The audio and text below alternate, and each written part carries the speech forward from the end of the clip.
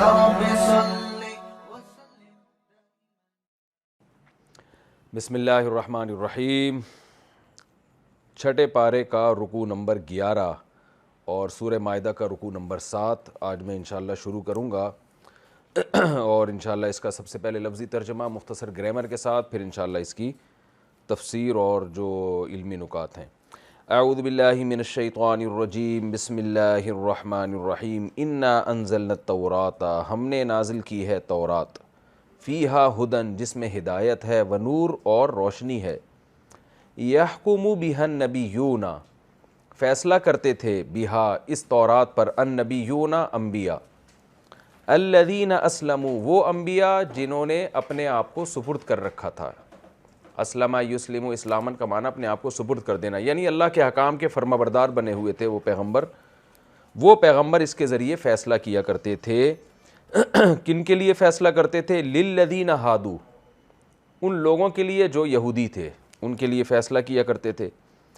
اسی طرح والربانیون، ربانی بھی فیصلہ کرتے تھے اس تورات پر، یعنی پیغمبر بھی فیصلہ کرتے تھے اور ربانی بھی. ربانی یہ رب سے نکلا ہے، ربانی کا معنی رب والا، تو ربانیون اس کی جمع آتی ہے. تو یہود کے جو بڑے علماء تھے پرہیزگار، ان کو ربانی کہا جاتا تھا. والربانیون، اور ان کے جو بزرگ تھے ربانی تھے، وہ بھی اس پر فیصلہ کرتے تھے، تورات کے مطابق فیصلہ کرتے تھے یہودیوں کے لیے. والاحبار، اور ان کے بڑے بڑے علامے، حبر کہتے ہیں بہت بڑے عالم کو، احبار اس کی جمع آتی ہے. تو یہودیوں کے بڑے علماء کو حبر کہا جاتا تھا، جن کا ہم اردو میں کہتے ہیں نا علامہ. تو جو بڑے بڑے علماء تھے وہ بھی فیصلہ کیا کرتے تھے، یعنی پیغمبر بھی فیصلہ کرتے یہودیوں کے لیے، اور ربانی بھی اور احبار بھی. بِمَسْتُحْفِظُوا مِن کتاب اللہ، یہ بات سبب کے لیے آتی ہے. کیوں فیصلہ کرتے تھے اس کی وجہ بیان کی جا رہی ہے. بما، بوجہ اس بات کے کہ استحفظوا، ان سے حفاظت طلب کی گئی تھی. حفیظہ یحفظو کا معنی حفاظت کرنا، اور استحفظ یستحفظو کا معنی حفاظت طلب کرنا.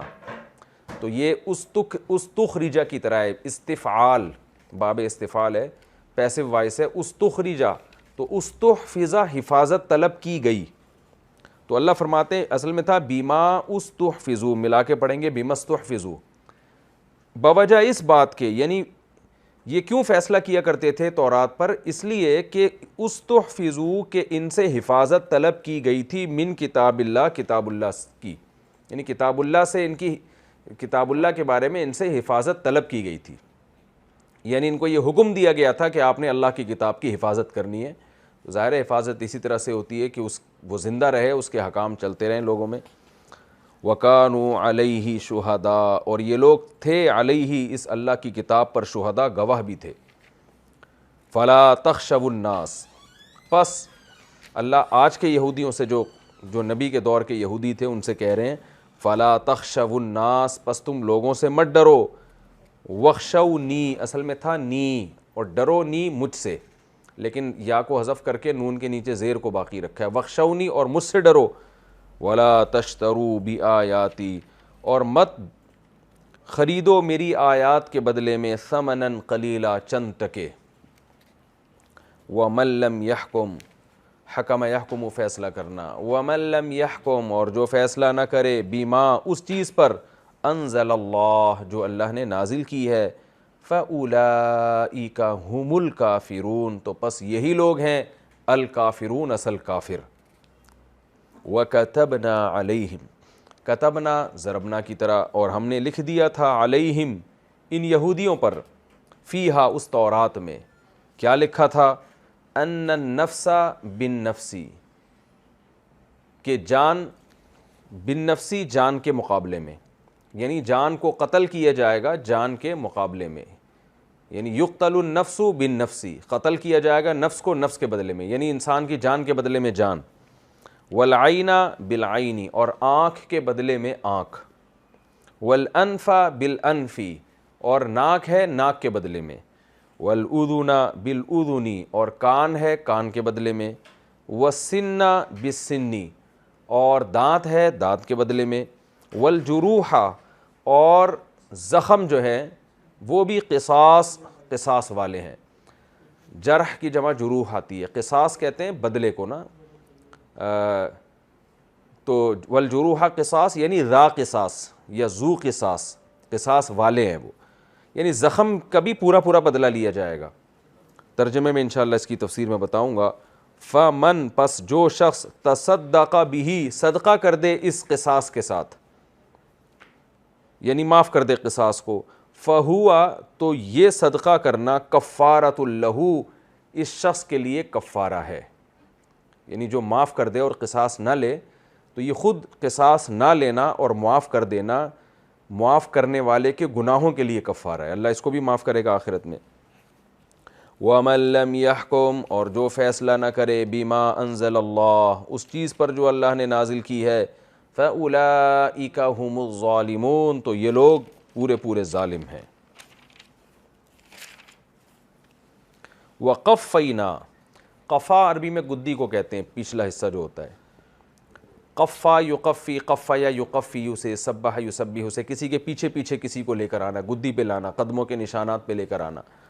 تو وقفینا ہم پیچھے پیچھے لے کر آئے، علی آثارہم ان پیغمبروں کے، یعنی جو پیغمبر تورات پر فیصلہ کیا کرتے تھے تو ان کے آثار پر، ان کے نشانات پر ہم لے کر آئے، یعنی ان کے پیچھے چلایا ہم نے بعیسی ابن مریم، عیسیٰ ابن مریم کو، یعنی ان کے بعد ہم عیسیٰ ابن مریم کو بھی لے کر آئے انہی کے نشانات پر، انہی کے بعد۔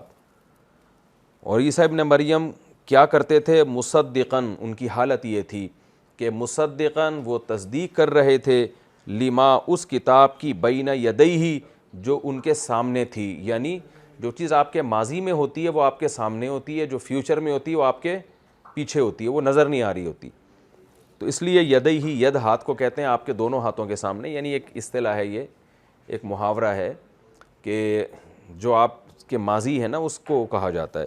مصدقا لما بین یدیہ، عیسیٰ ابن مریم کو ہم لے کر آئے جو تصدیق کرتے تھے اس کتاب کی جو ان کے سامنے تھی، من التورات یعنی تورات کی، تورات کو مانتے تھے۔ وآتیناہ الانجیل اور ہم نے عیسیٰ ابن مریم کو انجیل عطا کی، فیہ ہدی و نور اور اس میں بھی ہدایت اور روشنی تھی۔ ومصدقا اور یہ انجیل بھی تصدیق کرتی تھی، لما بین یدیہ اس کتاب کی جو انجیل سے پہلے گزر چکی ہے، من التورات یعنی تورات کی، وہدن اور یہ انجیل بذات خود ہدایت تھی، وموعظۃ اور نصیحت تھی، واعظ تھی، للمتقین پرہیزگار لوگوں کے لیے، یعنی ان لوگوں کے لیے جو پرہیزگار بننا چاہتے تھے۔ ولیحکم اصل میں تھا ولیحکم، تو ملا کے پڑھیں گے ولیحکم، لیحکم لیضرب کی طرح، چاہیے کہ وہ مارے، ولیحکم چاہیے کہ وہ فیصلہ کرے، ولیحکم اور چاہیے کہ فیصلہ کریں، اہل الانجیل انجیل والے، بما اس مضمون کے مطابق، انزل اللہ فیہ جو اللہ نے نازل کیا ہے انجیل میں، یعنی انجیل کے مطابق وہ فیصلہ کریں۔ ومن لم یحکم اور جو فیصلہ نہ کرے بما انزل اللہ اس کتاب پر جو اللہ نے نازل کی ہے، فاولئک هم الفاسقون تو یہی لوگ ہیں فاسق۔ وانزلنا الیک الکتاب اور اے نبی ہم نے آپ پر بھی، آپ کی طرف بھی کتاب کو نازل کیا، بالحق جو حق کے ساتھ ہے، یعنی حق کے ساتھ متصف ہے، اس کے مضامین ٹھیک ہیں۔ اور یہ کتاب بھی کیا کر رہی ہے؟ مصدقا لما بین یدیہ یہ بھی تصدیق کر رہی ہے ان کتابوں کی جو اس سے پہلے گزر چکی ہیں، من الکتاب یعنی کتابیں، ومہیمنا علیہ مہیمن کہتے ہیں محافظ کو، ہیمن یہیمن، دحرج یدحرج کی طرح، مہیمنا اور یہ محافظ بھی ہے علیہ اس کتاب کی، یعنی کتاب سے مراد اس میں جنس ہے، ایک کتاب مراد نہیں ہے، تمام آسمانی کتابوں کی محافظ بھی ہے۔ یہ تفسیر میں انشاءاللہ اس میں جنس کا مطلب یہ ہوتا ہے کہ جیسے آپ کہتے ہیں انسان جو ہے وہ جانوروں سے بہتر ہے، تو یہاں ایک انسان مراد نہیں ہوتا، پوری انسانیت مراد ہوتی ہے۔ تو یہاں بھی الکتاب جو اللہ نے کہا نا، من الکتاب، کہ قرآن جو ہے یہ تصدیق کرتا ہے الکتاب کی، تو یہاں اس میں جنس ہے، مراد ساری کتابیں جو پہلے گزر چکی ہیں، لیکن ان کو مفرد کے صیغے سے تعبیر کیا جا رہا ہے۔ ومہیمنا علیہ اور یہ اس کتاب کی محافظ بھی ہے، یعنی جو آسمانی جتنی بھی کتابیں ہیں ان سب کی محافظ ہے یہ۔ فاحکم بینہم پس اے نبی آپ فیصلہ کریں ان کے درمیان، جو آپ کے زمانے کے لوگ ہیں ان سب کے درمیان آپ فیصلہ کریں، بما انزل اللہ اس کتاب کے ساتھ جو اللہ نے نازل کی ہے، ولا تتبع اہواءہم، اور آپ اتباع نہ کریں ان کی خواہشات کی. ہوا خواہشات کو کہتے ہیں، حرص و ہوا یہ لفظ سنا ہوگا اردو میں، اہوا اس کی جمع. عما جاءک من الحق، عما اصل میں تھا عن ما. عن کا معنی عربی میں بعد اور مجاوزت، یعنی ایک چیز کو چھوڑنا بھی آتا ہے. جیسے عربی میں کہتے ہیں رمیت السہم عن القوس، میں نے تیر کو پھینکا عن القوس، قوس سے. قوس وہ جو کمان ہوتی ہے، اور تیر تو قوس ادھر رہ گئی، تیر ادھر چلا گیا، تو عن کا لفظ استعمال ہوتا ہے. رمیت القوسا، رمیت السہم، میں نے سہم کو پھینکا عن القوس، قوس سے، یعنی کہ مطلب قوس ادھر رہ گئی اور تیر ادھر چلا گیا. تو عن کا معنی ایک ہوتا ہے کہ ایک چیز کو دوسری چیز سے دور کرنا. تو یہاں بھی اصل میں ہے عما، اصل میں تھا عن ما، کہ آپ ان کی خواہشات کی اتباع نہ کریں. عما، اس چیز سے ہٹ کر، جاءکا، جو آپ کے پاس آ چکی ہے، من الحق یعنی حق، یعنی آپ اس حق کو چھوڑ کر کہ حق دور رہ جائے اور آپ ان کی خواہشات کے پیچھے چلیں، آپ نے ایسا نہیں کرنا. لکلن، یہ جو تنوین ہے نا عربی میں، بعض دفعہ جیسے لکلی کے بجائے لکلن ہے، بعض دفعہ یہ اس لیے آتی ہے کہ اس کا مضاف الیہ محذوف ہوتا ہے. اصل میں تھا لکلی قومن، ہر قوم کے لیے، تو قوم کا لفظ حذف کر دیا تو لکلن بنا دیا، یعنی اس کا مطلب یہی کہ لکلن ہر قسم کی قوموں کے لیے، لکلن ہر قوم کے لیے. جعلنا منکم، بنایا ہے ہم نے تم میں سے، یعنی تم میں سے جتنی قومیں گزری ہیں ان میں سے ہر قوم کے لیے ہم نے بنائی ہے شرعتاً، ایک خاص شریعت، ومنہاجا، اور ایک خاص طریقہ، ایک خاص اسلوب. یعنی ہر جتنی پچھلی آسمانی قومیں گزری ہیں جن کو آسمانی کتابیں دی گئیں، تو ان سب کے لیے ہم نے ایک الگ شریعت بنائی ہے. وَلَوْ شَاءَ اللَّهُ، اور اگر اللہ چاہتا، لَجَعَلَكُمْ، تو بنا دیتا تم سب کو اُمَّةً وَاحِدَةً، ایک امت، سب کو الگ الگ شریعت نہ دیتا. اللہ چاہتا تو ایسا بھی کر سکتا تھا. وَلَكِن، لیکن، لِيَبْلُوَكُمْ، یہاں ایک جملہ محذوف ہے. لی کا معنی لیے، یبلوا، بلا یبلو کا معنی آزمانا، لیکن تاکہ آزمائے وہ تمہیں. کیا مطلب؟ لیکن اس نے ایسا نہیں کیا. لیکن ما جعلکم امتا واحدہ، یہ جملہ یہاں محذوف ہے. لیکن اس نے تمہیں ایک امت نہیں بنایا، ایک جیسی شریعت نہیں دی. کیوں؟ لیبلوکم، تاکہ وہ تمہیں آزمائے. فی ما، اس شریعت میں، آتاکم، جو اس نے تمہیں دی ہے، جو حکم اس نے تمہیں دیا ہے اس حکم میں وہ تمہیں آزمائے. تفسیر میں انشاءاللہ اس کی ڈیٹیل آئے گی. فاستبقوا، استباق یہ مسابقہ سے نکلا ہے. مسابقہ کا معنی آپ کو پتہ ہے، ایک دوسرے سے آگے بڑھنا. سبقت اردو میں کہتے ہیں یہ تو فلاں پہ سبقت لے گیا ہے.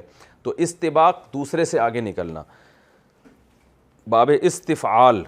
تو فاستبقوا، پس تم ایک دوسرے سے آگے بڑھو، الخیرات، نیکیوں میں. خیر، نیکی کو اس کی جمع خیرات. الی اللہ مرجعکم، اللہ ہی کی طرف، مرجع یعنی تمہارا لوٹنا ہے، جمیعاً تم سب کے سب کا لوٹنا ہے. فَيُنَبِّئُكُمْ، پس وہ تمہیں خبر دے گا، بِمَا كُنْتُمْ فِيهِ تَخْتَلِفُونَ، ان چیزوں کے بارے میں جن میں تم اختلاف کر رہے تھے. وَأَنِحْكُمْ، ان کا معنی یہ کہ،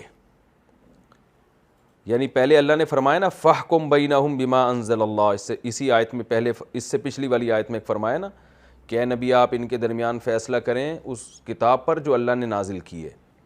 تو اسی حکم کو دوبارہ دہرایا جا رہا ہے.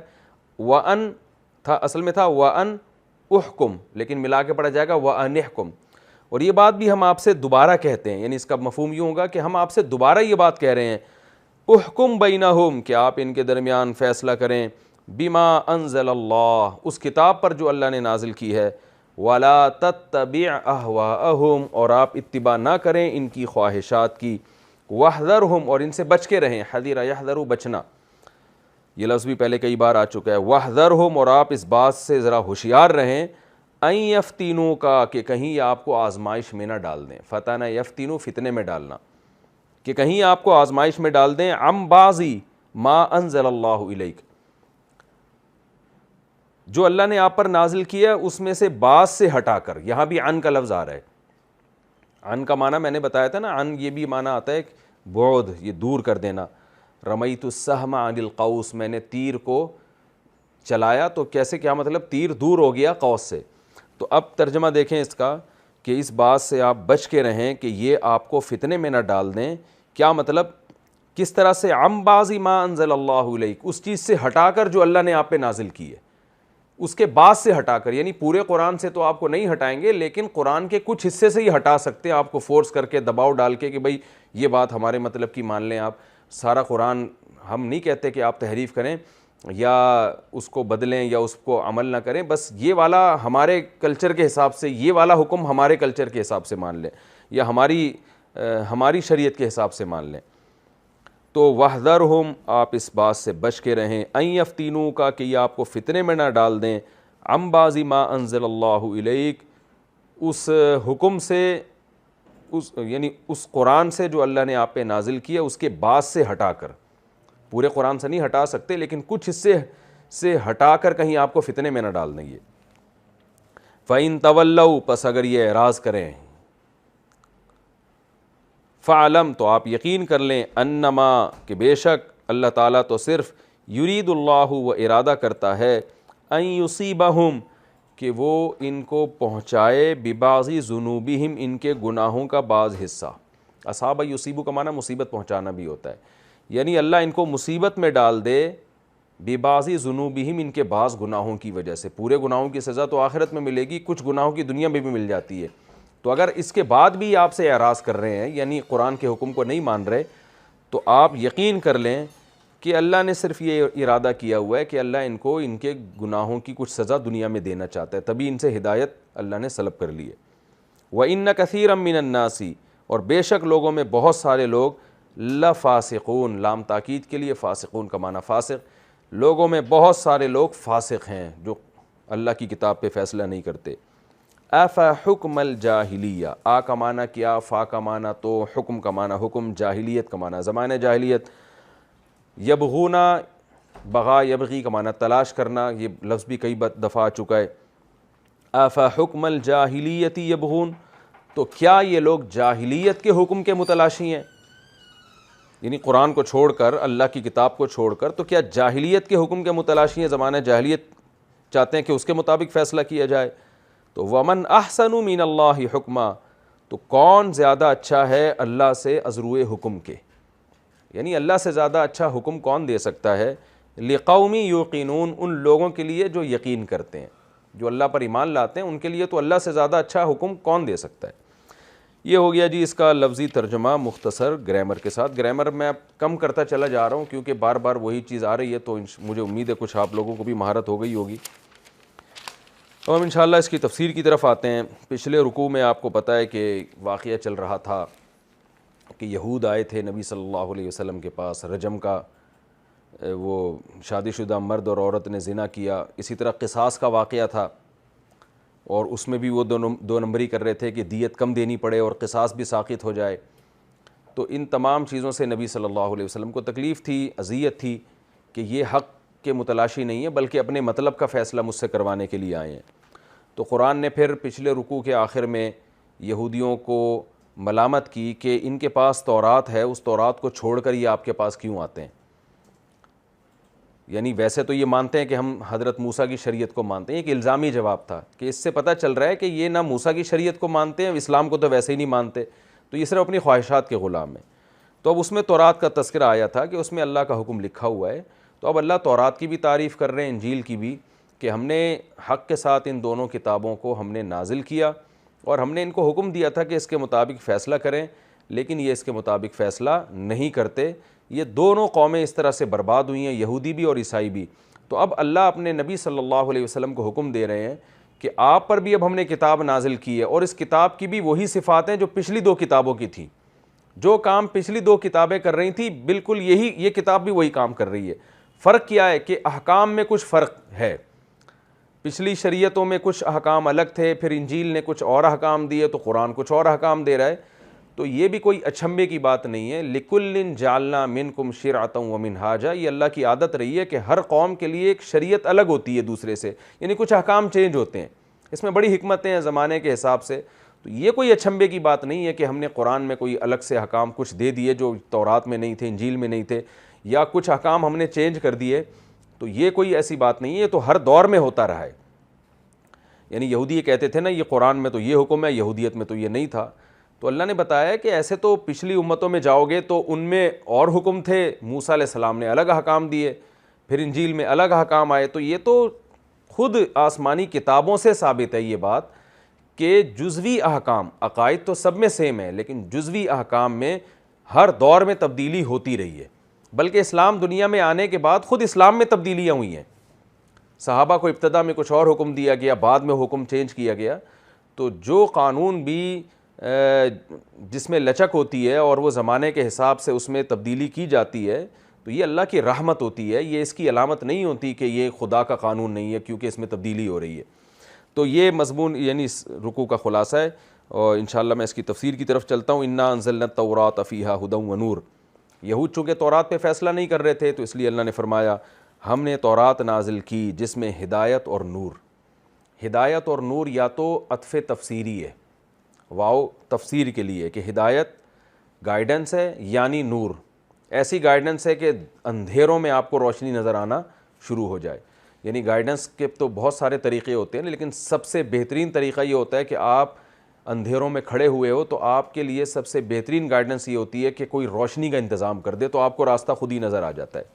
تو یا تو واو سے مراد تفسیر ہے، یا ہدایت سے مراد عقیدے کی اصلاح اور نور سے مراد اعمال کی اصلاح ہے.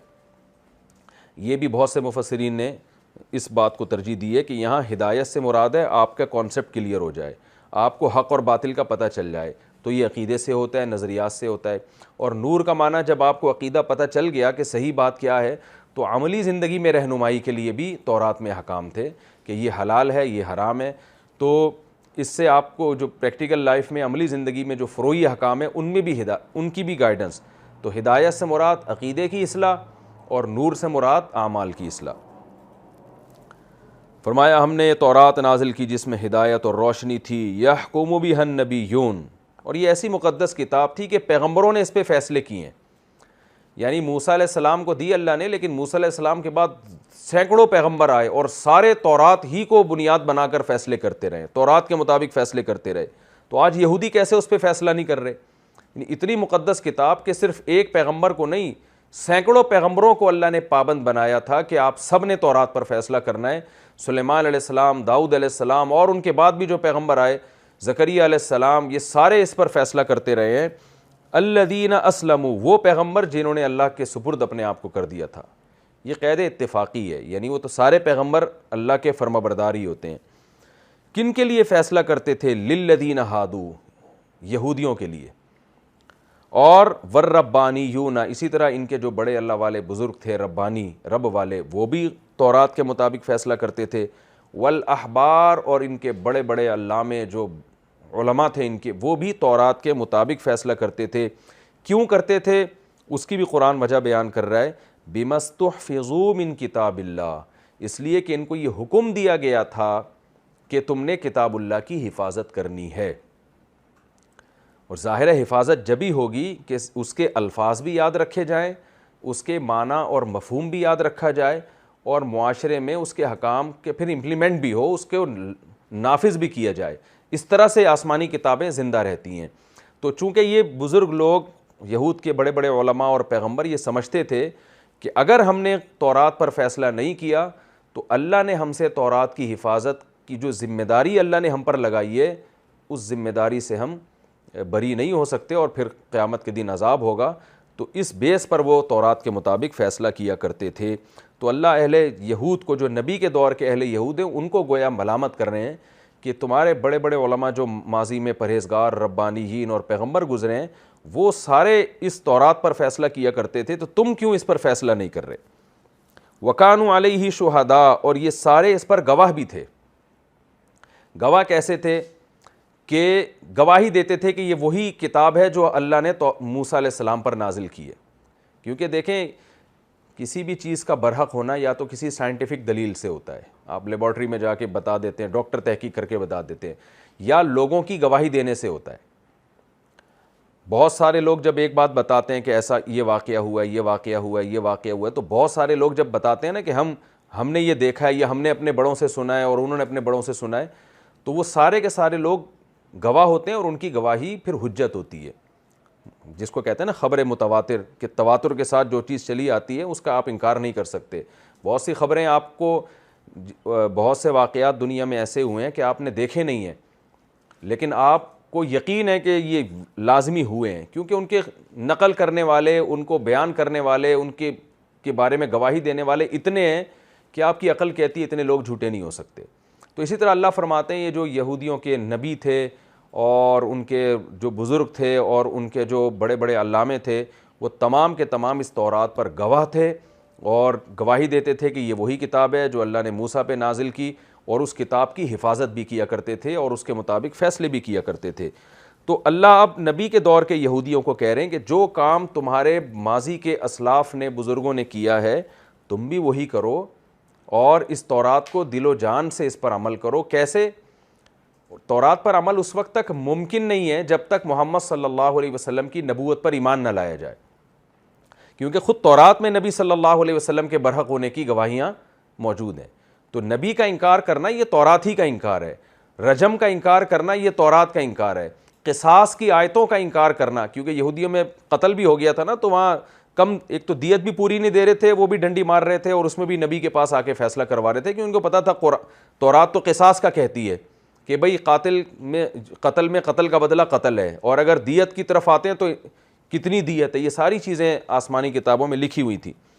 تو اب اللہ نبی صلی اللہ علیہ وسلم کے دور کے یہودیوں سے کہتے ہیں فلا تخشوا الناس، تم لوگوں سے مت ڈرو، واخشونی، مجھ سے ڈرو، ولا تشتروا بآیاتی ثمنا قلیلا، اور میری آیتوں کو چند ٹکوں کے بدلے میں مت بیچو۔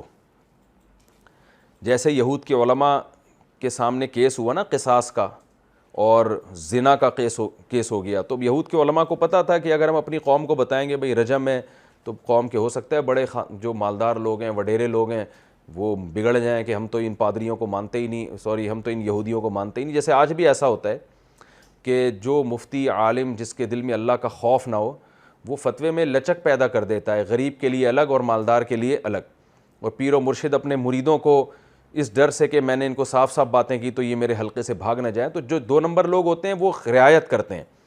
تو اللہ نے یہاں فرمایا اہل یہود سے کہ تم لوگوں سے مت ڈرو، مجھ سے ڈرو اور میری آیتوں کو چند ٹکوں کے بدلے میں مت بیچو۔ یعنی تم جو لوگوں سے نذرانے لے رہے ہو اور عزت حاصل کر رہے ہو، تو یہ سوچو کہ یہ کس چیز کا عوض لے رہے ہو تم، یعنی کتنا بڑا جرم کر۔ ایک ہوتا ہے نا انسان کسی پلاٹ کی فائل یہاں سے وہاں کر دے چند ٹکے لے کر، یعنی رشوت لے کے، یہ بھی جرم ہے، لیکن تم میری آیتوں کو گویا فروخت کر رہے ہو، تو یہ کتنا بڑا جرم ہے، یہ جرم مت کرو۔ آگے اللہ نے فرمایا وَمَن لَّمْ يَحْكُم بِمَا أَنزَلَ اللَّهُ، جو اللہ کے نازل کردہ حکم کے مطابق فیصلہ نہیں کرتا، فَأُولَٰئِكَ هُمُ الْكَافِرُونَ، یہی لوگ کافر ہیں۔ اس آیت کے علماء نے 2 مفہوم بیان کیے ہیں کہ جو آدمی اللہ کے حکم کے مطابق فیصلہ نہیں کرتا، کیا مطلب؟ اس کو پتہ ہے کہ صحیح یہ ہے، لیکن پھر بھی اللہ کی کتاب کے خلاف حکم کو صحیح سمجھتا ہے اور اس کے خلاف کو فیصلہ کرتا ہے، تو وہ واقعی کافر ہو جائے گا۔ جیسے آج اگر کوئی مسلمان قرآن کے مطابق فیصلہ نہ کرے اور یہ سوچ کے فیصلہ نہ کرے کہ اس کا یہ خیال ہے کہ قرآن کا فیصلہ ظلم پر مبنی ہے، گویا کہ یہ فیصلہ ہی ٹھیک نہیں ہے، اس بیس پہ اگر کوئی یعنی قرآن کے خلاف حکم کو صحیح سمجھ کے کہ اس میں گویا قرآن کا فیصلہ ٹھیک نہیں ہے بلکہ یہ والا قانون زیادہ صحیح ہے، تو اس بیس پہ یعنی نظریاتی طور پر اگر وہ قرآن کے خلاف یا اللہ کی کتاب کے خلاف فیصلے کو صحیح سمجھ کے فیصلہ کرے گا، تو فَأُولَٰئِكَ هُمُ الْكَافِرُونَ کا مطلب وہ واقعی کافر ہے۔ پھر یہاں کافر کے لفظ میں ہمیں تعویل کرنے کی ضرورت نہیں ہے، بلکہ کافر سے مراد غیر مسلم ہے۔ تو یہود میں بھی یہ جرم آ گیا تھا کہ وہ تورات کے خلاف فیصلہ کرنے لگے تھے، حالانکہ پتہ تھا یہ اللہ کا حکم ہے۔ تو یہ ظاہر ہے یہ چیز کفر ہے کہ آپ کو پتہ ہے کہ اللہ یہ کہہ رہا ہے لیکن آپ اللہ کے علاوہ بات کو صحیح سمجھیں۔ دوسرا مطلب اس آیت کا مفسرین نے یہ بیان کیا ہے کہ یہاں کافر سے مراد وہ کافر نہیں ہے جس کو غیر مسلم کہتے ہیں، بلکہ عملی کافر، یعنی کافروں والا کام، جیسے حدیث میں آتا ہے من ترک الصلاۃ متعمدا فقد کفر، جس نے جان کر نماز چھوڑ دی وہ کافر ہے۔ حدیث میں آتا ہے لا ایمان لمن لا عہد له، جو وعدہ کر کے پورا نہ کر دے اس کا ایمان ہی نہیں ہے، یعنی ظاہر ہے مفہوم یہ ہوا کہ کافر ہے وہ۔ تو بہت سارے گناہوں پر حدیث میں کفر کا اطلاق کیا گیا ہے، لیکن علماء کا اجماع ہے کہ یہاں کفر سے مراد کفرن دون کفرین ہے، بڑا کفر مراد نہیں ہے بلکہ عملی کفر مراد۔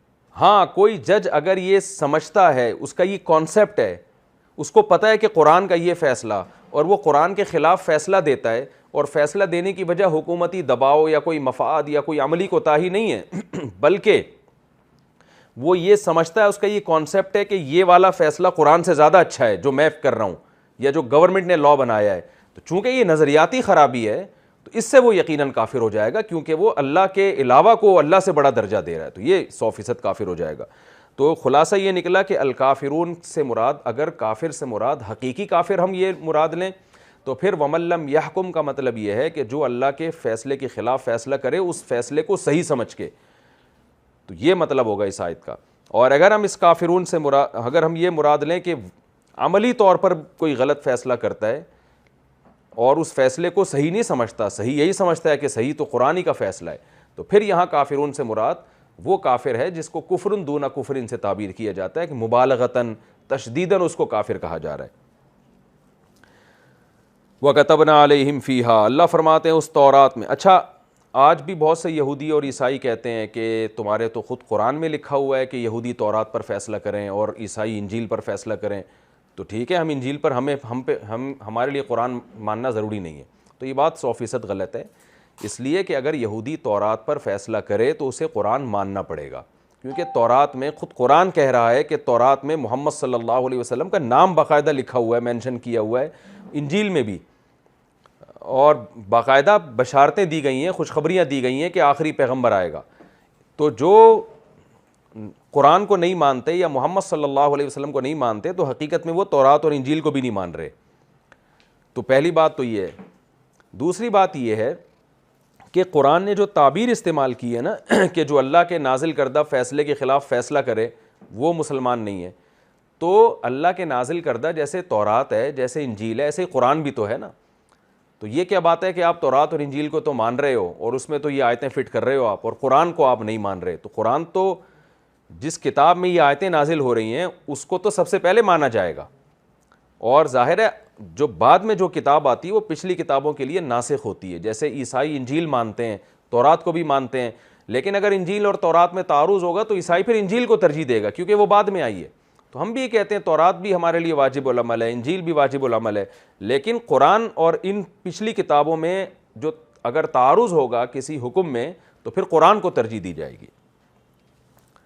آگے اللہ فرماتے ہیں وَكَتَبْنَا عَلَيْهِمْ فِيهَا، چونکہ یہود عمل نہیں کر رہے تھے تو اس کی ایک قرآن مثال دے رہا ہے کہ انہوں نے قصاص کے حکام کو بھی پس پش ڈال دیا تھا۔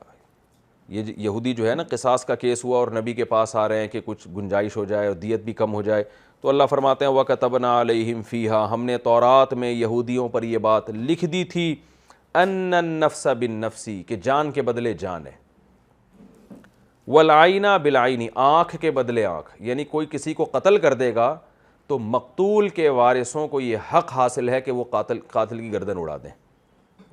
اب چونکہ آج بھی دنیا میں یہ لا نہیں ہے اور عجیب منطق پیش کی جاتی ہے کہ ایک آدمی جب قتل ہو ہی گیا تو ہمیں تو اب قاتل کو بھی اگر قتل کر دیں گے تو بھائی وہ بھی انسانی جان تھی، یہ بھی انسانی جان، تو یہ کیا قانون ہوا کہ ایک آدمی جب ظلم ہو ہی گیا ہے تو اب اس کو بھی اڑا دو، تو ہم نے تو بچانا ہے انسانوں کو، تو اس کو سزا تو ہونی چاہیے، قتل نہیں ہونا چاہیے۔ اس طرح کی نا فضول قسم کی لاجک پیش کر کے دنیا آج بھی کوشش کر رہی ہے کہ یہ قصاص کے قانون کو ختم کیا جائے، عمر قید میں اور مختلف قسم کی سزائیں دی جاتی ہیں ان میں۔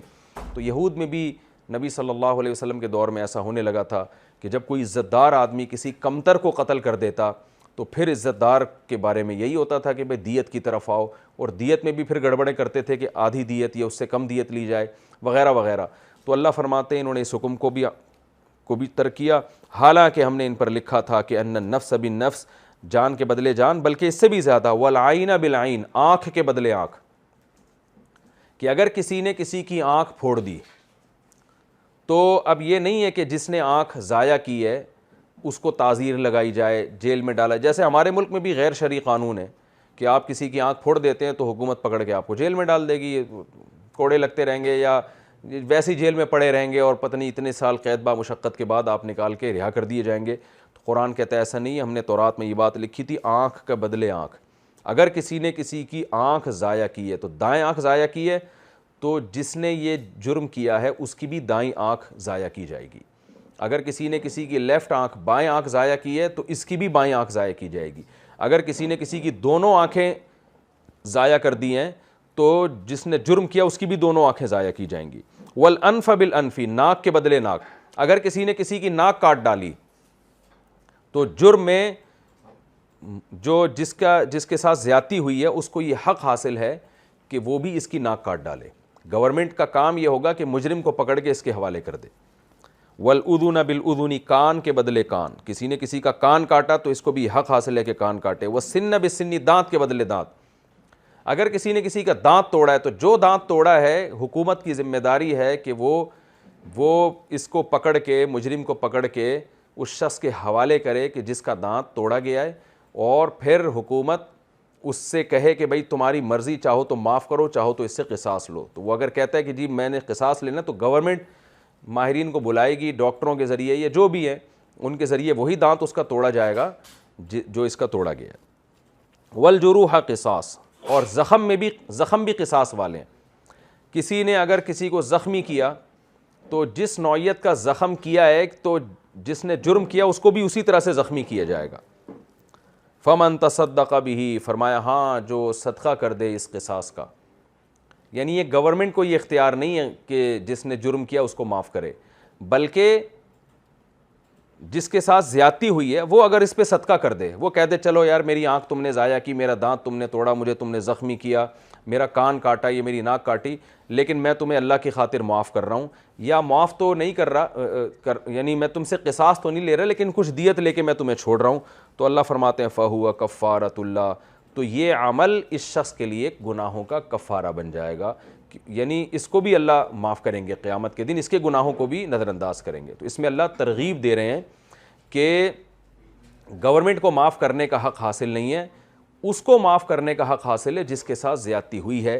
تو معاف کرنے کا, یعنی آپ کو یہ حق تو ہے کہ آپ انتقام لے سکتے ہیں, لیکن معاف کر دیں گے تو آپ دوسرے کو معاف کریں گے, اللہ قیامت کے دن آپ کے گناہوں کو معاف کرے گا. تو یہ یہاں پر جو ہے نا کچھ اس کے احکام بیان کر دیتا ہوں. پہلی بات تو ان النفس بالنفس, جان کے بدلے جان. یہ تو قصاص والی آیتیں جو سورہ بقرہ میں تھی اس میں تفسیر گزر چکی ہے. آنکھ کے بدلے آنکھ, فقہائے کرام نے اس کی تفصیل بیان کی ہے کہ اگر کسی شخص نے کسی کی آنکھ پھوڑی اور اس کی بینائی چلی گئی, تو کیسے اس کی آنکھ ضائع کی جائے گی. تو اس کی پوری ڈیٹیل قدوری میں, ہدایہ میں اور فقہ کی کتابوں میں لکھی ہوئی ہے کہ مجرم کو پکڑا جائے گا اور جس کی آنکھ ضائع کی ہے اس کے حوالے کیا جائے گا, اور اس سے پوچھا جائے گا بھائی تم نے قصاص لینا ہے یا معاف کرنا ہے. اگر وہ کہتا ہے میں نے اس سے انتقام لینا ہے, تو پھر کچھ آلات کے ذریعے, جو اس دور کے سادہ آلات تھے, اس میں فقہا بیان کرتے ہیں کہ جو یہ عدسے ہوتے ہیں نا, جو سورج کی شعاؤں کو مرتکز کر دیتے ہیں.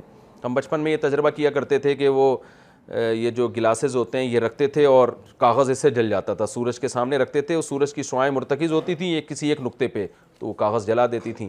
تو اس دور میں یہ آنکھ کی بینائی ضائع کرنے کا ایک بہترین طریقہ تھا. تو فقہ کی کتابوں میں لکھا ہے کہ حکومت اس مجرم کو پکڑ کے حوالے کرے گی, وہ اگر قصاص لیتا ہے تو پھر گورنمنٹ, یہ کام گورنمنٹ اس لیے کرے گی کہ ان کے پاس ماہرین ہوتے ہیں. یہ اگر اس کے حوالے کر دیں کہ تو بھی آنکھ پھوڑ دے, تو پتہ نہیں کیا پھوڑ دے یہ اس کا جا کے, ظاہر ہے کچھ اور ہی نہ پھٹ جائے, اور جتنا جرم ہے نہیں اس سے زیادہ نہ ہو جائے. تو اس لیے یہ کام حکومت ہی کے ذریعے کیا جائے گا. جیسے چور کا ہاتھ جب کاٹا جاتا ہے تو ڈاکٹر کاٹتے ہیں, یا اس زمانے کے جلاد جو ماہرین تھے وہ کاٹتے تھے, اور پھر خون روکنے کا انتظام بھی کیا جاتا تھا. تو اس میں فقہا بیان کرتے ہیں کہ گورنمنٹ کیا کرے گی کہ بھئی وہ اس دور کی جو حکمران تھے, جو طریقہ تھا کہ وہ شعاؤں کے ذریعے, یعنی سورج کے سامنے اس کی آنکھ کو رکھ کے اس پہ وہ سورج کی کرنیں مرتکز کر کے اس کی پتلی میں ماری جائیں گی, جس سے اس کی بینائی, جو آنکھ کی پتلی جل جاتی ہے اور بینائی ضائع ہو جاتی ہے. تو آج کے دور میں آج کا طریقہ اختیار کیا جائے گا. اسی طرح ناک کے بدلے ناک. تو اس میں ایک اصول یہ ہے کہ جن چیزوں میں قصاص ممکن ہے ان میں لیا جائے گا, جن میں ممکن نہیں ہے ان میں نہیں لیا جائے گا. بعض دفعہ یعنی زخم ایسا پہنچایا ہوتا ہے کہ ہم اس طرح سے زخم مجرم کو دے نہیں سکتے, بلکہ اس میں ڈر ہوتا ہے کہ مر ہی نہ جائے کہیں. یہ ایسی جگہ زخم ہو گیا کہ اگر حکومت کے پاس کوئی ایسے ماہرین نہیں ہے کہ مجرم کو اتنا ہی زخم اس جگہ پہنچایا جائے, تو اس کا امکان ہو کہ یہ زندہ بھی رہے گا کہ نہیں. مثال کے طور پر کوئی ایسا مریض ہے, یہ زخم کی نوعیت ایسی ہے کہ اتنا اسی حساب سے زخم دینا ممکن نہیں ہے, تو پھر ایسی صورت میں قصاص ساقط ہو جاتا ہے اور پھر دیت کی طرف آتے ہیں. یا جس نے جرم کیا ہے وہ بیمار ہے, اگر اس کو ویسا زخم دیا جائے تو اس کے, جیسے شوگر کا مریض ہے فار ایگزامپل, اب شوگر کے مریض نے کسی کے ساتھ جنایت کی اور اس کے زخم ہو گیا, اب ڈاکٹر یہ کہہ رہے ہیں یہ شوگر کے مریض کو اگر آپ نے اتنا ہی زخم کیا تو اس کا زخم ٹھیک نہیں ہوگا بلکہ موت کا خطرہ ہے, تو بھی یہ قصاص ساقط ہو جائے گا. یعنی اس میں بہت ساری شرطیں ہیں کہ, اور ان شرطوں کا حاصل یہ ہے کہ قصاص پاسبل ہو, ممکن ہو, اور مریض کی ہلاکت کا بھی خطرہ نہ ہو, اور اس میں یہ کام بھی اس نے جان بوجھ کر کیا ہو, غلطی سے نہ ہوا ہو. مثال کے طور پر ایک آدمی کہیں پتھر پھینک رہا تھا, غلطی سے کسی کی آنکھ میں جا کے لگ گیا اور آنکھ ضائع ہو گئی, تو پھر قصاص نہیں ہے. جیسے قتل خطا میں قصاص نہیں ہے, ایسے ہی کسی کا عضو ضائع کرنا اگر غلطی سے ہو گیا تو اس میں بھی قصاص نہیں ہے, بلکہ اس میں حکم دیت کی طرف آئے گا. پھر دیت جو ہے وہ تمام اعضاء میں مختلف ہے, انگوٹھے کی دیت الگ ہے, انگلیوں کی دیت الگ ہے, ہاتھ کی دیت الگ ہے. تو یہ فقہاء نے بہت تفصیل سے, اور یہ اسلامی حکومتوں میں صدیوں پر اس پر عمل ہوتا رہا ہے, جب تک خلافت عثمانیہ تھی, اس سے پہلے بنو عباس کی خلافت, اس سے پہلے بنو امیہ کی خلافت, تو ان خلافتوں میں انہی حکام پر عمل ہوتا رہا ہے. پھر ہندوستان میں جو ہمارے بادشاہوں کی حکومت رہی ان میں بھی بہت حد تک اس پر عمل ہوتا رہا ہے. لیکن اس کے بعد آج یعنی یہ سعودی عرب میں بہت حد تک اس پر عمل ہوتا رہا ہے, لیکن آہستہ آہستہ وہی کام ہمارے حکمران کر رہے ہیں جو اہل یہود نے کیا تھا, کہ اللہ کے حکام سے آہستہ آہستہ پیچھے ہٹنا شروع ہو گئے. تو اس لیے اللہ نے فرمایا وَمَن لَّمْ يَحْكُم بِمَا أَنزَلَ اللَّهُ, جو اللہ کے فیصلوں پر فیصلہ نہیں کرتا, فَأُولَٰئِكَ هُمُ الظَّالِمُونَ, یہ لوگ ظالم لوگ ہیں. اچھا, ایک بس آخری بات کر کے یہ ہمارا وقت بھی ختم ہو چکا ہے. تو قرآن نے چونکہ تورات کے اس حکم کو بیان کیا, اور اس کے بارے میں قرآن نے یہ نہیں کہا کہ یہ حکم منسوخ ہے, تو یہ پوری امت کا تمام فقہا کا اجماع ہے کہ قرآن اگر تورات یا انجیل کی یا زبور کی کسی بات کو, کسی آرڈر کو نقل کرتا ہے اور اس کو رد نہیں کرتا, تو وہ بھی ہمارے لیے ایسے ہی واجب العمل ہے جیسے قرآن نے حکم دیا ہو. تو اسی آیت کی بیس پر پوری امت کا اجماع ہے کہ اسلام میں بھی یہی حکم ہے کہ آنکھ کے بدلے آنکھ, دانت کے بدلے دانت, ناک کے بدلے ناک. تو یہی احکام, یہ کچھ موٹے احکام تھے. انشاءاللہ اگلے ایپیسوڈ میں وقفینا علی آثارہم بعیسی ابن مریم, یہاں سے انشاءاللہ میں آیت شروع کروں گا, اس کی تفسیر. اللہ تعالیٰ سمجھنے کی, عمل کرنے کی توفیق عطا فرمائے. وما علینا الا البلاغ.